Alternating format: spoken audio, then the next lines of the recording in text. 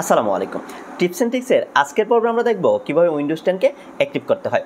আমরা সবাই উইন্ডোজ 10 ব্যবহার করি এবং প্রায়ই দেখি ডেস্কটপে অ্যাক্টিভ উইন্ডোজ।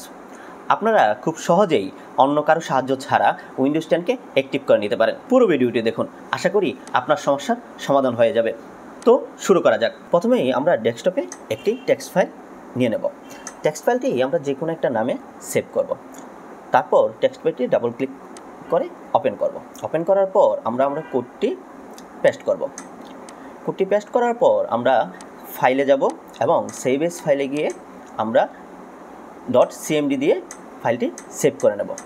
ফাইলটি সেভ করার পর আমরা চলে যাব আমাদের ডেস্কটপে। ডেস্কটপে যাওয়ার পর আমরা দেখব .cmd একটি ফাইল ক্রিয়েট হয়েছে। তারপর রান এজ অ্যাডমিনিস্ট্রেটর দিয়ে ফাইলটি আমরা ওপেন করব। ফাইলটি ওপেন করার পর আমরা কিছুক্ষণ অপেক্ষা করব। আইটি বিষয়ক নানান সমস্যা সমাধানের জন্য সরকার সাহেব চ্যানেলটি সাবস্ক্রাইব করে পাশে থাকুন। ফাইলটি ওপেন হওয়ার পর আমরা কিছুক্ষণ অপেক্ষা করব এবং আমরা দেখব এক এক করে আমাদের উইন্ডোজটি অ্যাক্টিভ হচ্ছে। যাদের কোডটি প্রয়োজন তারা আমার ডেসক্রিপশন বক্সটি ফলো করুন। ডেসক্রিপশন বক্সে আমি কোডটি দিয়ে রাখবো, আপনারা জাস্ট কপি করে টেক্সট ফাইলে পেস্ট করে দেবেন।